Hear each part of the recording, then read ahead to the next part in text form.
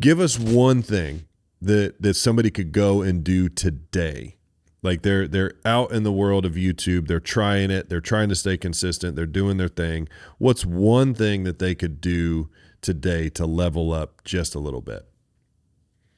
A couple of different things come to mind. If you are a business owner, an entrepreneur, a business-minded creative, somebody that just wants to share your passion, your expertise, build authority, build trust, you have to look at what has worked, not only in your space, but adjacent spaces, right? For example, if you are in the chiropractic space and you find a Alex Hormozi video that's like the 10 fastest ways to make money online in 2026, you could literally make a video that's like the 10 fastest ways to alleviate back pain in 2026. And you could talk about the different stretches and the different positions and the different maybe tools or chiropractic offerings.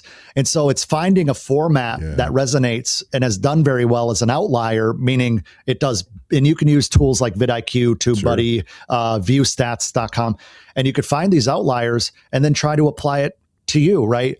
Listicles are always great. But what I'm getting at is if your packaging and meaning your title and your thumbnail suck, don't expect anybody to click on it.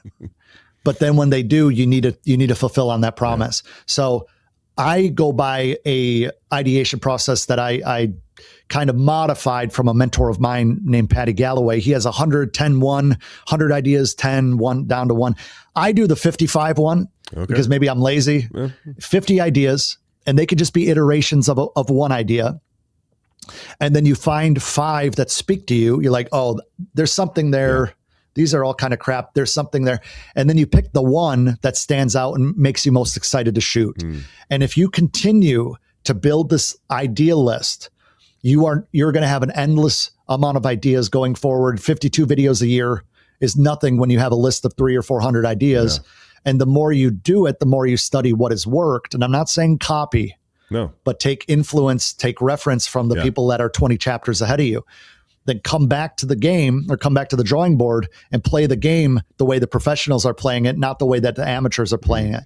And so another way to scale your business, build a list, build trust quick is what I call a by the way, anyway call to action. So when you're providing value in a video, in your segments, and I have a whole framework for this, after a big aha moment, you're going through, you're like, oh, that is like the best part of this video. Right after that, have your lead magnet, which is just a free giveaway of some sort to get somebody on your mailing list. And you could say, by the way, I have everything you need in XYZ. A bunch of people have loved it. Go check it out anyway. So it's not stopping the flow to get salesy.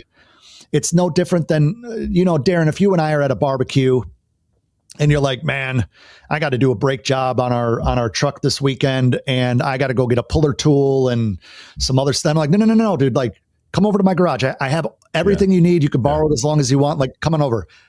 It doesn't stop us from enjoying the barbecue. I'm just helping you in that moment with something that you didn't even know that like I had. That's good. It's so if I say, by the way, it's like I thought of something. Oh, by the way, like I have this thing if you want it. If not, cool anyway.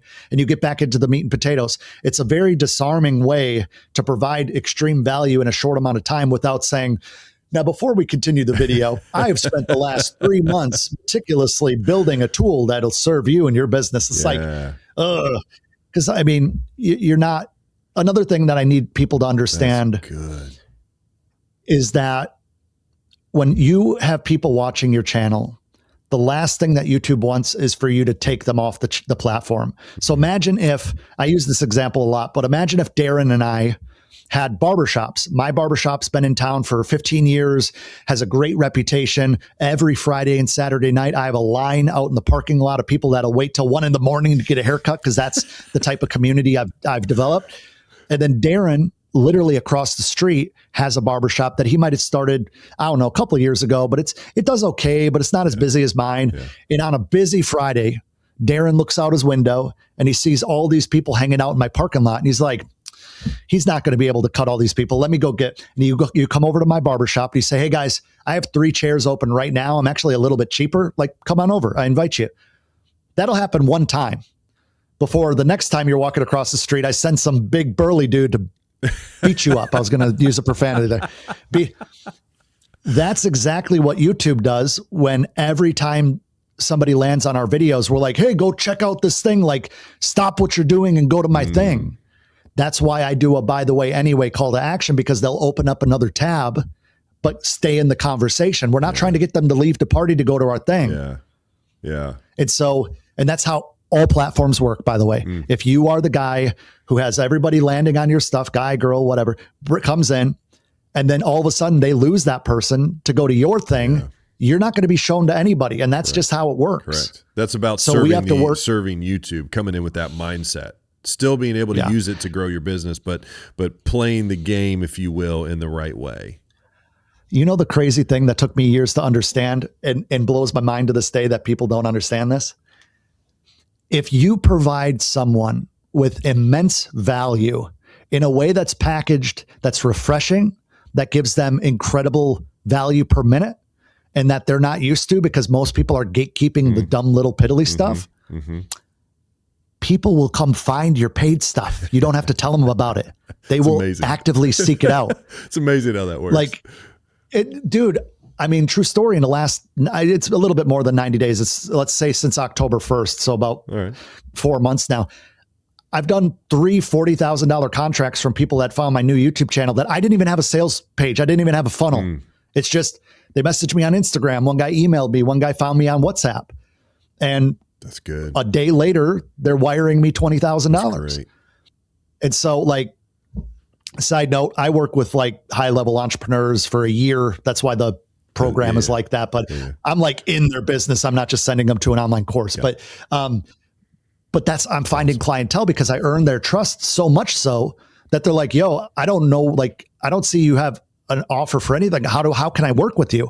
That's what you want. And that's why YouTube is so powerful. You don't get that from paid ads. You don't get that from social media. You get that from somebody binging your content over and over, ingesting hours of time with you. And by the time they are offered something, they're like, oh, that's my friend. Oh, that's my mentor. Oh, that's somebody I respect. That's somebody who's provided me with so much value for free that I would have paid for that anyway. Of course, I'm going to do the next thing with them. That is what YouTube is good for.